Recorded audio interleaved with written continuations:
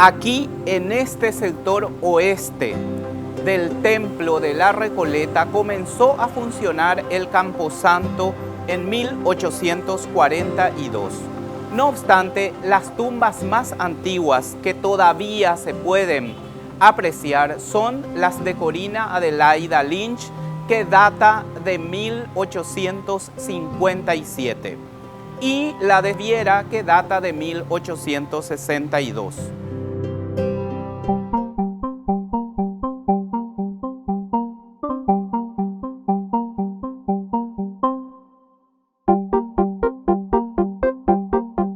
Esta es la tumba del oficial de más alta graduación que cayó en la Guerra del Chaco, del Paraguay, el coronel José Julián Sánchez. Él murió en Bahía Negra durante un bombardeo boliviano en diciembre del año 1932. Salió de su puesto de comando y una esquirla de una de las bombas tiradas le ingresó en el estómago y eso lo terminó matando unas horas después. Y increíblemente encontramos esto, que dice Teniente Navío José Andrés Herreros. José Andrés Herrero murió el 10 de enero del año 1865. Este se puso mal, 1865. Y es uno de los oficiales de la Armada formados en Europa durante el periodo de Carlos Antonio López. Probablemente era uno de los marinos mejor preparados que tenía el Paraguay para la guerra de la Triple Alianza, que lastimosamente murió en un accidente durante la explosión de un polvorín en esa fecha en la zona de Dorados, que hoy en día es territorio brasilero. Entonces las dos tumbas tenemos acá, o por lo menos el recuerdo de José Andrés Herreros también en este lugar. Pero son parientes. Sí, tienen, por los otros nombres te das cuenta que Sánchez y Herreros tienen por lo visto alguna vinculación. Ignacio Ibarra. ¿Quién fue Ignacio Ibarra? Cuando llegaron las tropas brasileras a Cerro Corá y hubo una desbandada general en el campamento principal de Mariscal López, sobre la Quidam Niwi, él estaba ya herido mortalmente con una herida en el bajo vientre que le ha causado por un lanzazo. Solamente 2 oficiales paraguayos llegaron a su auxilio en ese momento, o sea que trataron de sacarle del Quidam Niwi, pero no les dio la fuerza. Uno era el coronel Silvestre Aveiro y el otro era el alférez Ignacio Ibarra. Ignacio Ibarra, luego, en la posguerra, puede adquirir un periódico, que fue el periódico que más vida tuvo en ese periodo, porque es del año 1881 hasta el año 1904 estuvo el periódico. Se llamaba La Democracia. ¿Qué hizo La Democracia? Hizo el primer relato de Cerro Corá posterior a la guerra de la Triple Alianza. Lo hizo en el año 1885. Sobre la muerte de Mariscal. Por supuesto, era una época donde el antilopismo estaba muy arraigado e Ignacio Ibarra hace una crítica antilopista. Para ver lo emblemático que era para él la fecha, su diario, él lo funda el 1 de marzo del año 1881. Muere muy joven, también muere en el año 1897, muere en su oficina mientras trabajaba un síncope cardíaco. Y después él también es uno de los fundadores del Partido Liberal, era socio de Hilario Amarilla, del que habíamos hablado, que había perdido una pierna y que comandó la artillería paraguaya en Piribebuy, y era masón probablemente por la amistad o los vínculos que hizo Ibarra con Hilario. Es que Hilario hizo después su crítica a la masonería. O sea, Ibarra y Aveiro fueron los que asistieron, ir al Mariscal. Vieron, o sea, le trataron de sacar. Pero cuando llega la caballería rionegrense, empiezan a disparar y ellos se internan en el bosque. Y ahí es donde lo terminan ultimando a López por la espalda. Pero él fue uno de los 2 que le trataron de sacar a López de la Quidam Niwi. Y en ese relato que hicieron en La Democracia cuenta el sitio exacto donde fue enterrado el Mariscal. No habla del sitio exacto, habla solamente de la Quidam Niwi y las circunstancias en general del hecho, y con mucha prosa. Hay que recordar que en esa época se escribía de una manera totalmente diferente ahora, en las editoriales sobre todo. Entonces no deja ese tipo de datos, por lo menos no vas a poder sacar de ese relato.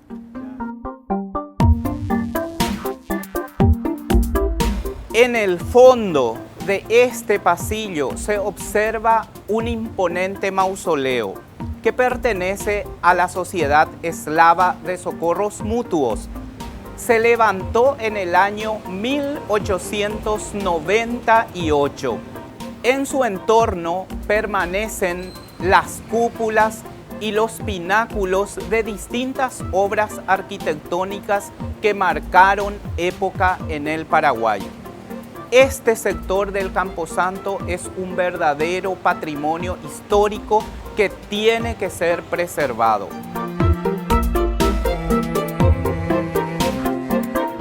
Haciendo un poco de historia,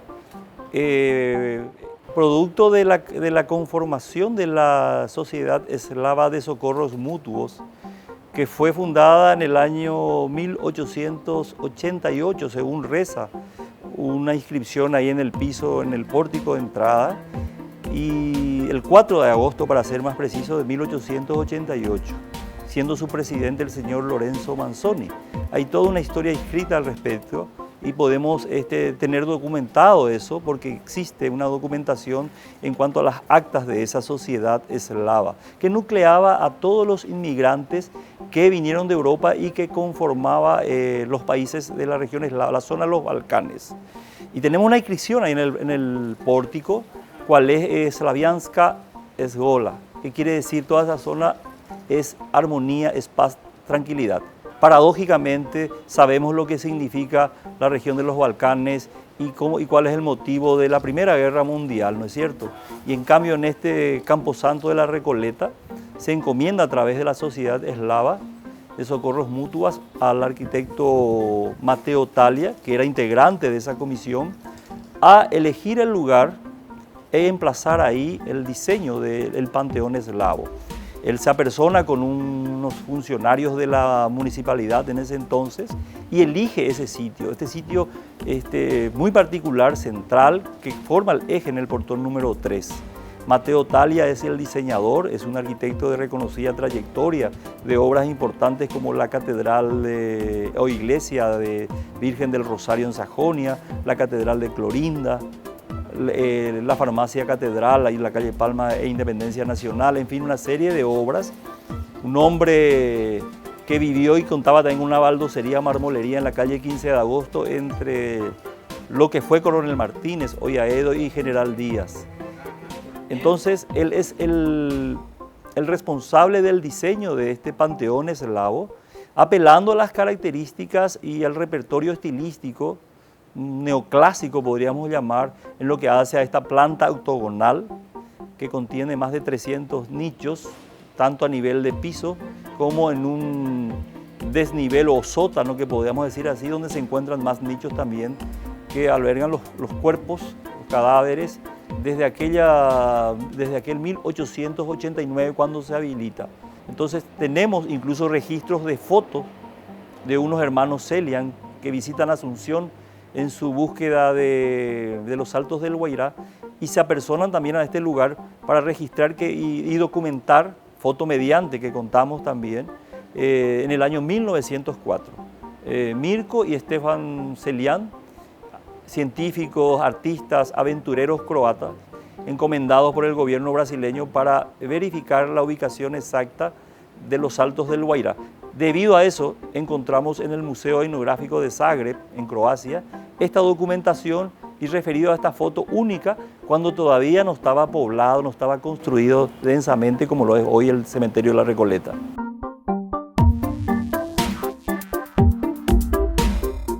José II de Cut, personaje político fundamental de la posguerra de la Triple Alianza.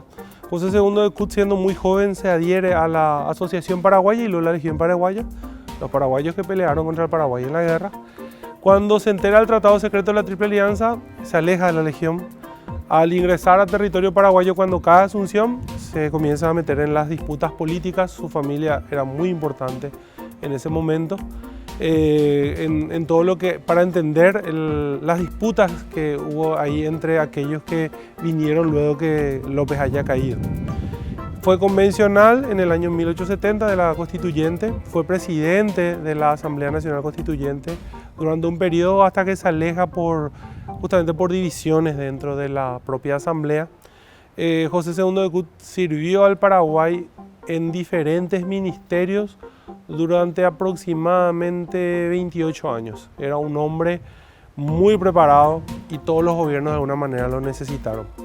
Sin embargo, cuando intentó ser presidente, le costó el cargo a su concuñado, que era Juan Gualberto González, que trató de impulsar su figura para presidente en el año 1894 y le terminaron haciendo un golpe a Juan Gualberto González y tampoco le permitieron a él llegar a la primera magistratura, sobre todo Bernardino Caballero, que incluso siempre lo tuvo muy cerca, el que escribió el ideario del partido. El que reaccionó luego de la fundación del Centro Democrático es José II de Kut. O sea, un personaje muy importante del Partido Colorado que también lo quiere tener un poco lejos por la cuestión de que sirvió alguna vez en la Legión Paraguaya. Y que Caballero también tuvo que jugar con eso durante el tiempo que se mantuvo en el poder. Y se suicidó, terminó suicidándose, dejando una carta lapidaria contra Bernardino Caballero, Patricio Escobar y otros que habían sido autores políticos de aquella época, y murió con el estigma de ser legionario. Inclusive tuvo que soportar en una sesión del Congreso, tuvo que soportar ser juzgado por traición a la patria. Su abogado en ese momento, creo que del año 1897-1898, fue Manuel Domínguez, que justamente saca un libro en función a eso que se llama Traición a la Patria. Lo defendió con altura, como correspondía a la época, y con gente tan brillante como Domínguez, que lo terminaron absolviendo. Sin embargo, él ya murió con ese estigma y con esa amargura. Yo no conozco ese del primer eslavo. Acá hay muchas familias de diversas regiones o provincias de los Balcanes o países como ser lo que sería la ex Yugoslavia, que conformaba Serbia, Croacia, Montenegro, Bosnia, Herzegovina, en fin, diferentes regiones, provincias y países que integraban la ex Yugoslavia. Eran todos en ese momento, incluso del Imperio Austrohúngaro. Es decir, que en ese momento, por lo visto, con su documentación decían que eran procedentes del Imperio Austrohúngaro. ¿Y en qué año empezaron a llegar a Paraguay? Finales del siglo XIX, después de la Guerra del 70. Se documenta que la formación de esa sociedad eslava de socorros mutuos es del año 1888 y está escrito ahí, hay documentos de actas de esa conformación. Podemos imaginarnos que después, ya a principios del siglo XX, la venida ha sido masiva y la transculturación también en manos de ellos, de todo este repertorio estilístico que hacía el arquitecto Mateo Talia cuando diseña este panteón eslavo. Es paraguayo descendiente de croatas, de la zona del Dálmata, de la Dalmacia, pero mejor. Es el arquitecto Talia, que también cuenta con un nieto arquitecto, Mateo Talia Cardoso. En fin, es decir que hay mucha documentación y mucha historia en cuanto a este emplazamiento, porque él elige este lugar. No va a una manera lateral, sino una manera central de la ubicación por las características tipológicas que tiene el panteón. Entonces tenía que estar emplazado de esta manera, y él, como con esa visión de arquitecto, de artista, él logra y le permiten este emplazamiento.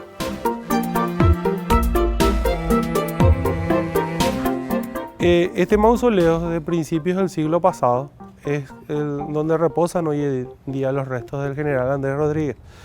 Por lo visto fue pasando de familia en familia hasta que la familia de Rodríguez pudo adquirir el lugar.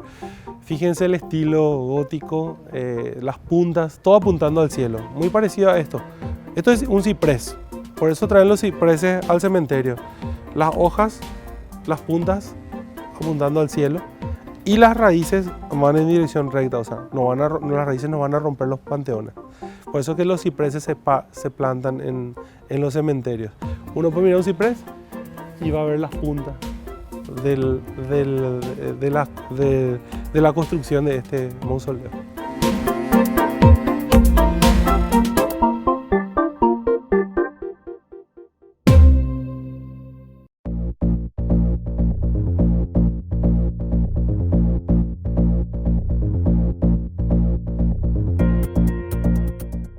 Sobre la avenida Choferes del Chaco se accede al sector Limontú. Allí se encuentra el cementerio ruso, que data de 1930 más o menos. También se encuentran las entradas del cementerio italiano, el cementerio español y en la esquina está el cementerio internacional. Estamos en el cementerio ortodoxo ruso de La Recoleta. Está situado en el lugar llamado Limontú, que se accede por la puerta número 1 sobre Choferes del Chaco. ¿Desde qué año funciona esto? En el año 1934, en noviembre, la Municipalidad de Asunción, la Junta Municipal resolvió ceder en usufructo a la colonia rusa, a la iglesia, para que se entierren acá los miembros de la colonia en homenaje, o sea, se dieron en homenaje a los rusos que se estaban muriendo en la Guerra del Chaco. Ajá. Se había muerto el tercer ruso en la Guerra del Chaco y entonces resolvieron hacer esa concesión, ¿verdad?, en homenaje y agradecimiento, ¿verdad?, a los rusos que estaban peleando en la Guerra ¿Y del cuántas Chaco. sepulturas hay? Acá hay 125 más o menos. Ya. Está- Solamente rusos y sus esposas. En este cementerio en realidad están enterrados miembros de la primera inmigración, ¿verdad? Entonces prácticamente son todos rusos, ¿verdad? Todavía no había matrimonios mixtos y como es muy pequeño, ¿verdad? Una de las cosas que hay que mencionar es que ese portal que hicieron, ¿verdad?, que eso tiene muralla de enfrente, a los costados y al fondo hicieron solamente cercado y algunas columnas. Esas columnitas son reminiscencias del Kremlin. Si vos te fijas, son las mismas columnitas que rematan las murallas del Kremlin. Aquí está el mayor Sergio Salasquín, muerto en la Guerra del Chaco. Es el único a quien se lo pudo traer. Sus restos vinieron enseguida del Chaco, no sé por qué. Se lo veló en la iglesia ortodoxa y se lo enterró acá en este cementerio. Él se había muerto creo que en el 33 y esto se hizo en el 34. Y acá, hace unos años, le pusimos al mayor Serebriakov, Basilio Serebriakov. Este fue el gran personaje que fue el primero que se murió en la Guerra del Chaco, en la batalla de Boquerón. Y fue el que dijo qué lindo día para morir, que la gente tanto recuerda, ¿verdad? Un acontecimiento muy triste realmente. Y él le había traído el ejército en algún momento que no pude todavía descubrir cuándo. Y que se ve que trajeron a mucha gente y lo pusieron en un columbario ahí en la Recoleta. Después del español, era un columbario y de un lado estaban así todos militares y tienen más o menos parecida. Esta placa le hizo el ejército, ¿verdad? Yeah. Y un día recorriendo por ahí mi mamá se dio cuenta de que él estaba ahí. Y bueno, me contó y después de muchos años, entonces ya con la Asociación de Rusos resolvimos traerla acá a enterrarle bajo tierra, que es como se entierran realmente los ortodoxos, ¿verdad? Para que no esté más en la urna. Acá hay otro que también se le bajó hace poco, que estaba en una urna, el mayor Lesh. Él era comandante del Rubio Ñu, RI-12 Rubio Ñu.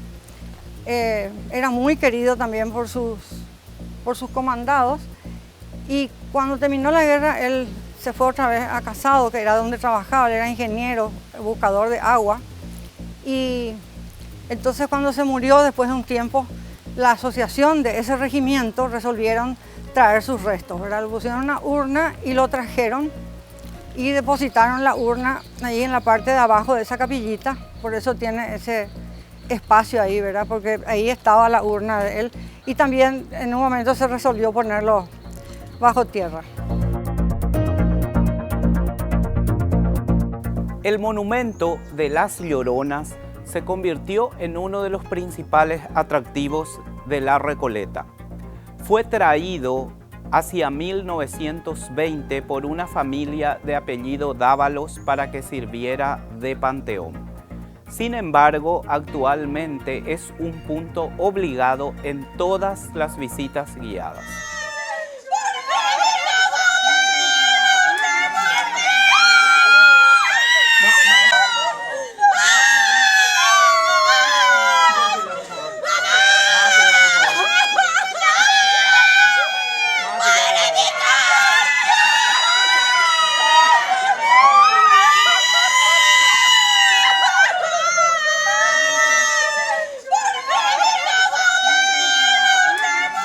La Llorona es un conjunto escultórico, el más bonito de todo lo que es el cementerio de la Recoleta, sinceramente, traída por la familia Dávalos en el año 1920.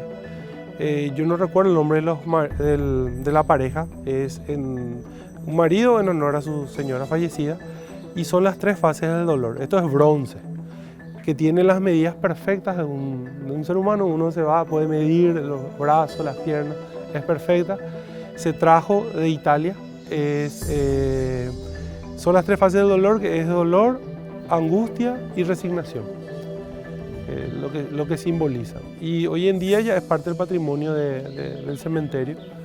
No vimos placas nuevas en el lugar. En julio de 1915 ocurrió uno de los hechos que conmocionaron la sociedad paraguaya durante varias décadas.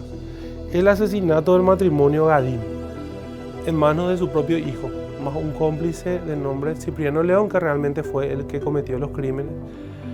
Asesinó al matrimonio con hachas, primero a la señora Gadim, esperó que Laurén llegue. Cuando llegó, él era masón también y estaba llegando a su tenida masónica, lo asesinaron también a hachazos en la misma habitación. Trataron de quemar el lugar del crimen para tapar todas las evidencias. Sin embargo, unas personas que estaban muy cerca pudieron ver el humo y el fuego, fueron a apagar todo. Y al otro día ya cayó preso Gastón. Fue el primer sospechoso, después Gastón ya dijo quién fue su cómplice. Y por más que él era menor de edad y no se cumplieron algunas leyes con él, terminó siendo ajusticiado el 1 de diciembre del año 1917. Esto fue el ajusticiamiento definitivamente tuvo que ver con la presión pública. La opinión pública en el momento quería que se le dé la pena máxima, que era la pena de muerte. Y se cumplió. Ahora, ellos llegaron rápidamente, el jefe de policía de esa época supo por una carta. Al otro día, el que era uno de los capataces del lugar, la mayoría vivía en una casa quinta, tenían capataz en Villamorra. Era la casa para ubicarnos, donde empieza la casa cuna y hasta donde está una estación de servicio cruzando lo que hoy es la avenida San Martín. Era toda la propiedad. Uno de los capataces que trabajaba con ellos acercó al comisario una carta en donde Gastón, había sido Gastón, tenía una relación con la hija de ese capataz. Gastón le decía que iba a cometer este crimen y ella le pedía por favor que no lo haga. Claro, porque él estaba enamorado. Estaba enamorado y Laurén no estaba de acuerdo con la relación. Claro, era la hija de un capataz. Hay que también contextualizar en qué época era. Una persona que se hizo de cierta fortuna y su único hijo emparentado con la hija de un capataz. Exactamente.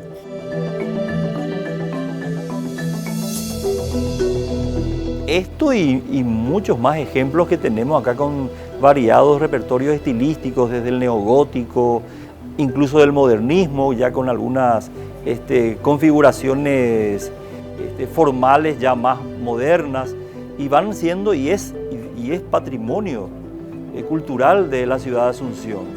Y como tal deberíamos ponerlo en valor y realmente mantenerlo y conservarlo y rehabilitarlo, porque hoy se encuentra en un estado lamentable. Desde el mismo Panteón Eslavo, que lo visito después de mucho tiempo, porque en algún momento hace 20 años me encargué de ponerlo de alguna manera en valor, cuando aún todavía no se tenía mucha conciencia de todo esto que teníamos en el cementerio de la Recoleta. ¿Tu apellido es de origen Mi apellido Glavinic es de origen croata. croata y tenés parientes aquí en este panteón? Tengo a mis abuelos, a mis tíos, que están ahí en este panteón. Una variedad de estilos que ya datan de muchos años. Cuando mis visitas de niño, los domingos, de la mano de mi padre, ya mirábamos y admirábamos todas estas construcciones hechas por artistas. Supongo que habrá estado la mano de Luis Sin, de los arquitectos italianos de aquella época, de principios de siglo, que hicieron muchas obras en la ciudad de Asunción, como el mismo Talia, en fin, una serie de constructores italianos fundamentalmente o catalanes. Es decir, que acá está la mano de muchos constructores y artistas inmigrantes que hicieron posible hoy contar con un acervo cultural arquitectónico importante. Claro, amerita todo un trabajo de intervención, un protocolo de intervención, otorgar seguridad, que esto sea realmente el Paseo Recoleta. Se han organizado, he visto con mucha satisfacción, tours, visitas, explicaciones a cargo de profesionales expertos en la materia, que han dado conocimiento a muchos ciudadanos de las implicancias que tiene contar con este patrimonio acá en un lugar muy particular, cual es el barrio de la Recoleta. Acá hay una historia interesante. Este señor se llama Pablo Bulín. Era un coronel del ejército imperial. Él no estuvo en la guerra del Chaco, él vino en el año 34, trayendo un grupo de rusos, también para hacer una colonia en Itapúa, que fracasó enseguida y vinieron a Asunción. Lo interesante de este señor es que él trabajó con el fiscal que investigó la muerte del zar y de su familia en Rusia. Tenía libros escritos y todo eso. Y este señor un día le da un derrame, parece, en su casa y muere. Entonces él vivía por acá cerca, un lugar ahí por Tapepoí se llamaba. Un grupo de rusos vivía acá, donde ahora es la continuación de Pacheco, Chaco Boreal. Bueno, antes se llamaba Tapepoí porque realmente era un Tapepoí y ahí vivían un grupo de rusos. Y este señor, Vladimir Bashmakov, vivía también en ese lugar. Entonces Bulín muere de mañana temprano y Bashmakov con otro señor se van con un camión al centro a buscar el cajón para Bulín. Y cuando vienen con el cajón, se desata la revolución de 1936 y pasando por el Estado Mayor recibe un tirón en el estómago y muere el mismo día.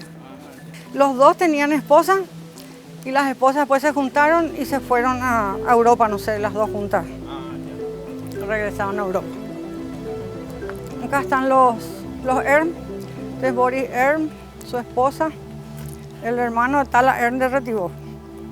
Y este es el general Nicolás Erm. Él era general ya en Rusia y acá se alistó para la guerra el primer momento, uno de los primeros en alistarse, y era el jefe de una,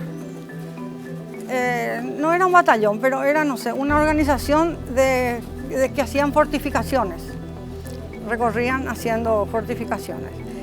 Él y otro señor que está más allá, que se llama Tumanov, son los que tuvieron la idea de formar la iglesia, ¿verdad? Él formó una biblioteca rusa acá y tuvieron la idea de formar la iglesia y, bueno, son los que organizaron para formar la iglesia rusa. Eran líderes muy importantes de la comunidad.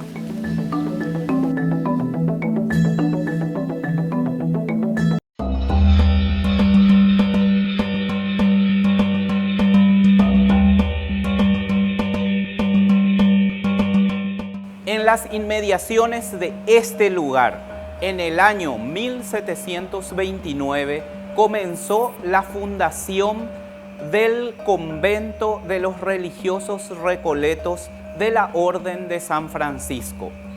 Este lugar entonces distaba 5 leguas de la ciudad y para llegar hasta aquí había que atravesar un inmenso arenal en el camino de la Recoleta, hoy Avenida España. Dice la historiadora Margarita Durán Estragó que quizás se trataba de uno de los peores caminos de la provincia del Paraguay. No obstante, la orden real para la creación del convento tardó unos 20 años en llegar desde la metrópoli. Los religiosos aquí se dedicaban a una vida aislada, retirada, a cultivar la tierra y a meditar. Así sucedía la apacible vida hasta que llegó el doctor Francia y en 1824 decidió poner fin a las órdenes religiosas en el Paraguay. El convento quedó convertido en un cuartel de caballería. Paradójicamente, 5 años después, y no se sabe el motivo, el mismo dictador Francia decidió crear la parroquia que él mismo bautizó como La Recoleta y que permanece hasta hoy.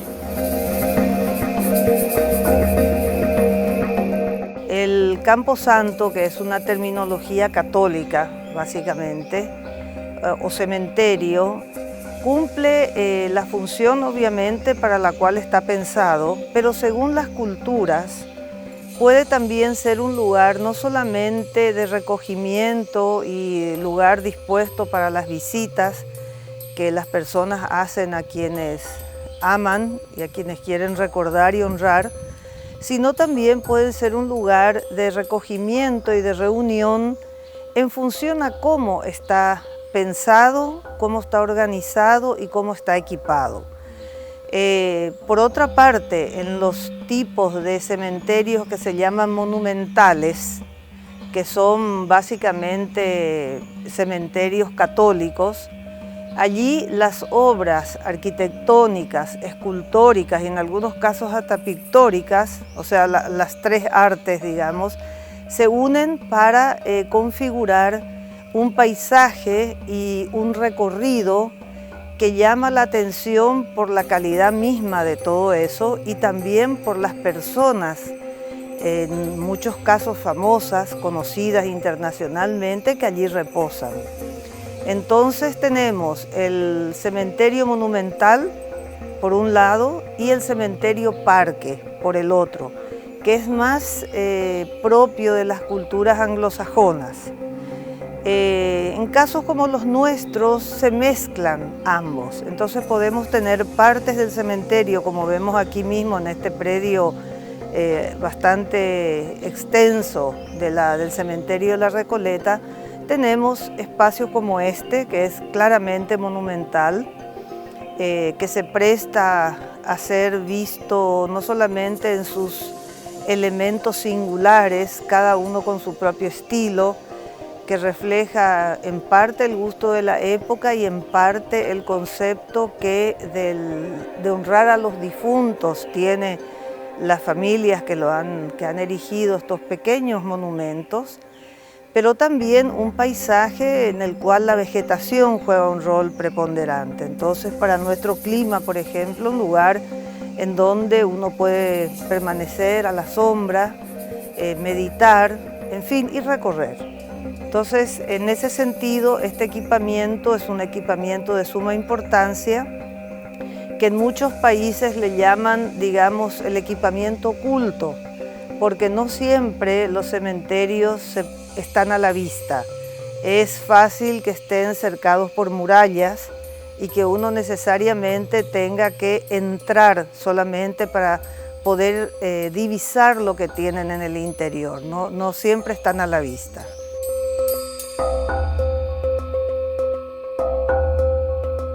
Dentro de lo que es la historia del Partido Colorado, tenemos un legionario muy importante, que fue José Segundo de Cut, como hablamos hace rato.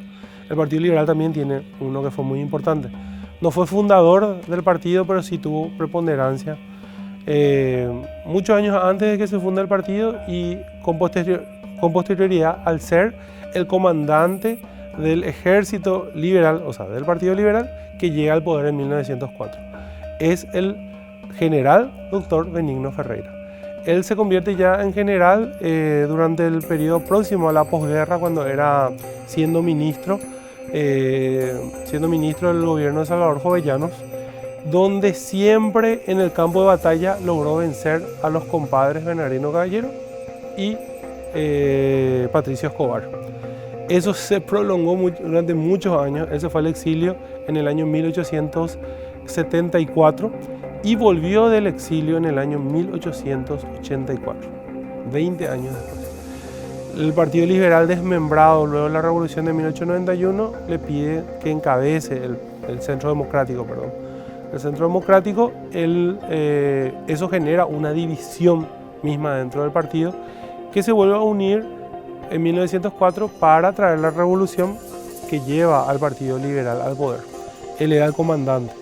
Él sube en el año 1906 como presidente, dura solamente 2 años. Ocurre el famoso 2 de Jara. La revolución encabezada por Albino Jara, que lo saca definitivamente del poder. Cuando muere Bernardino Caballero y Patricio Escobar en el año 1912, el único general que tenía el Paraguay era Benigno Ferreira.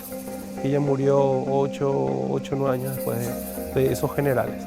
O sea, hasta nos faltaba aún reconstruir nuestra oficialidad muchos años después de lo que fue la guerra de la Triple Alianza. El 2 de Jara porque la revolución empezó el 2 de julio y termina el 4 de julio, cuando las tropas de Albino Jara, luego acribillar a balazos y proyectiles, con todo tipo de proyectiles, lo que hoy es la comandancia de la policía, toman los cuarteles de la zona, y a Benigno Ferreira no le quedó otra que renunciar al poder y volver a un exilio nuevamente, luego de tantos años.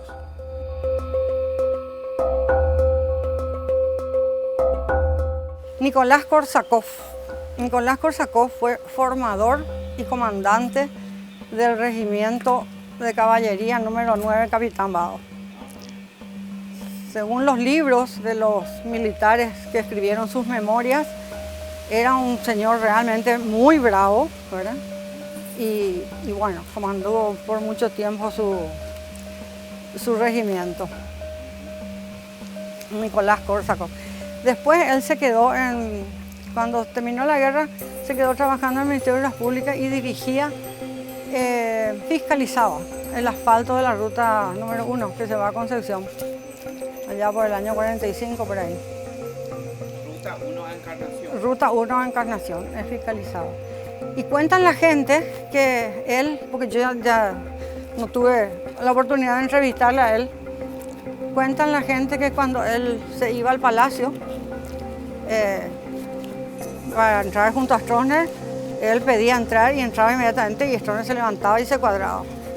Acá está el profesor Conradi. No parece tanto ruso su apellido, pero era un ruso, un ingeniero, ¿cómo se llama eso de minas? Geologista. Enseñaba, vino de Italia, ¿verdad? Le invitaron para enseñar en la Facultad de Ingeniería. Era uno de los profesores más queridos y hizo mucho trabajo de investigación geológica también. Hay piedras que llevan su nombre, qué sé yo, no sé yo los términos técnicos para decirte eso, pero tengo la documentación de piedras que él identificó, digamos, ¿verdad?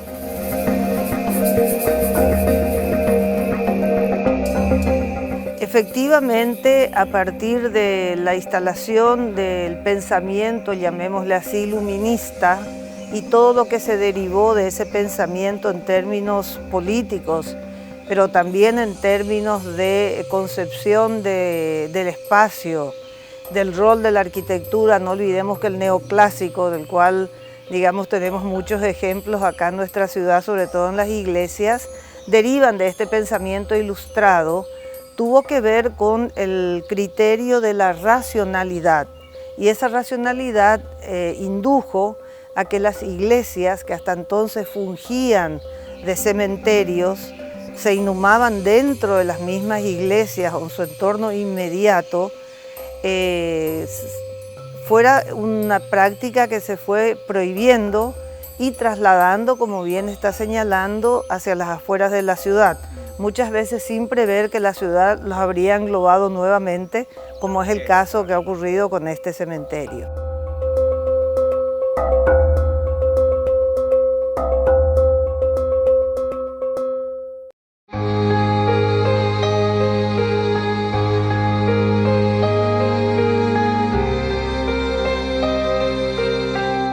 Cuando asumieron los cónsules Carlos Antonio López y Mariano Roque Alonso, deciden reconstruir el templo que se encontraba prácticamente en ruinas.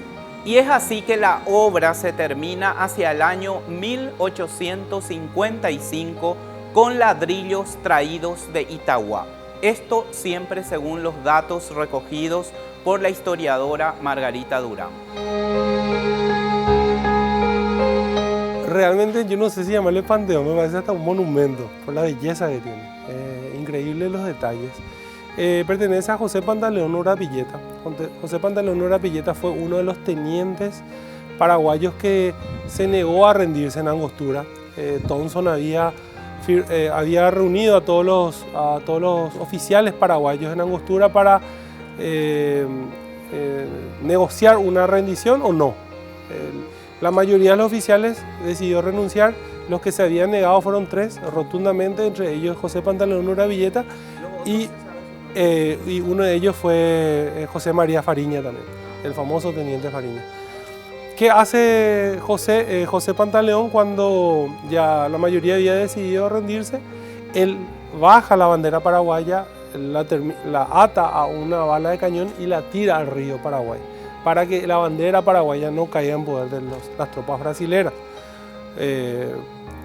Esa bandera se vuelve a recuperar y lastimosamente hoy en día no sabemos dónde está, porque se llegó a traer inclusive a Asunción. Y con el trajín de nuestros museos, mudanza del Museo Militar y eso ya no podemos identificar dónde está la bandera.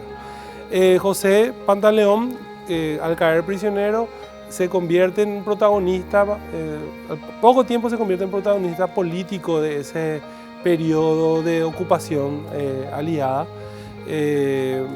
Estuvo muy de cerca con las revoluciones de caballeros en el año 1872 y 1874. Y también fue ministro de gobierno en ese periodo posterior al periodo de ocupación aliada. Primero emparentado del Partido Colorado, después del Partido Liberal, o sea, también tuvo ese cambio de colores en toda esa inestabilidad política en los años de creación de los dos partidos.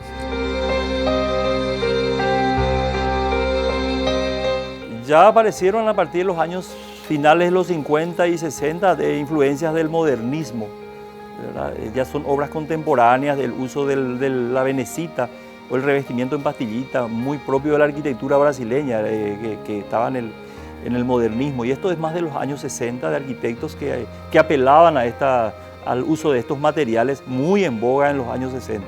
Por la significancia de la obra, sin lugar a dudas, en este emplazamiento, el de Mateo Talia, ¿verdad? Y yo creo que hay figuras de diversos constructores y diferentes nacionalidades, todos europeos en su mayoría, como el caso de Luis Sin, que es un frentista de origen francés que trabajó para el Palacio Alegre, el ministerio, que viene a ser el Ministerio de Hacienda, ¿no?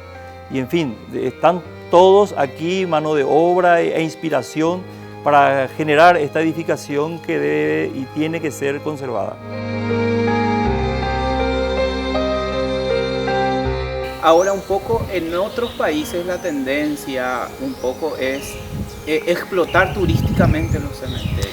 Sin lugar a dudas, y es algo que vemos que de algún modo también ya se ha instalado desde hace unos años aquí en Asunción. Efectivamente, por ejemplo, en distintos países y en distintas ciudades, los cementerios son lugares históricos. Entonces, no solamente su espacialidad es importante, las obras que lo connotan y que los han hecho famosos, sino también lo importante de quienes están allí sepultados o están dentro de los respectivos panteones. a veces son también cenotafios, o sea, no está allí precisamente el difunto, pero sí hay obras en su memoria. Y bueno, recorrer cementerios como por ejemplo el Père Lachaise en París, o el Staglieno en Génova, o el Monumental en Milán, o la misma Recoleta en Buenos Aires, es pasear por la historia de todos esos países. El de París, sobre todo, para nosotros tiene, diríamos, un sentido afectivo por el hecho de que allí estuvo Madame Lynch. Exactamente, y después fue trasladada aquí. Entonces tenemos que, bueno, ahí Oscar Wilde y muchos otros, ¿verdad? Muchos otros famosos han estado o siguen estando en estos sitios. Entonces la historia que se cuenta cuando se recorre un cementerio no es solamente la del cementerio mismo, que también es importante, ¿verdad? Cómo se construyó, cuándo, quiénes son los autores, sino también la historia del país o de los países a través de los personajes que allí están descansando.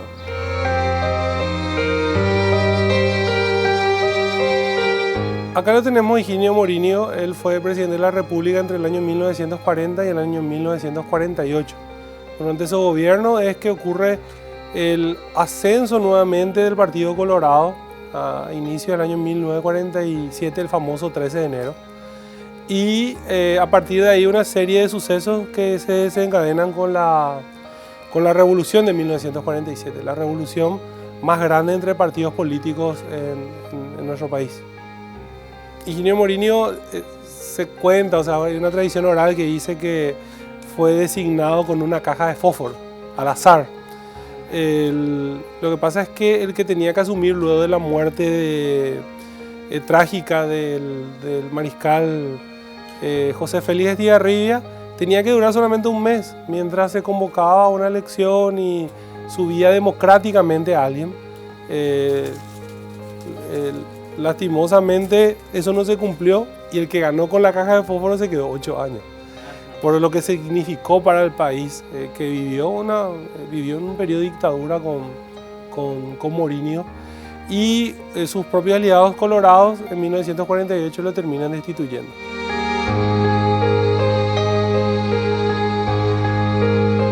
Este era gimnasta. Él hacía gimnasia ¿cómo se llamaba el grupo? En Checoslovaquia. Y acá trabajó muchísimos años en el Colegio Internacional. Hay un salón que lleva su nombre. Él y su esposa. Y introdujo la gimnasia artística. Sí, espectacular eran los trabajos que hacían. Hay fotos de ellos de cuando así los alumnos estaban haciendo gimnasia, qué sé yo, unas cosas lindísimas. Pero él era muy famoso y muy querido por todos los estudiantes. O sea, todo el mundo le recuerda hasta ahora, porque desde luego que en el colegio se habla y hay un salón que tiene su nombre.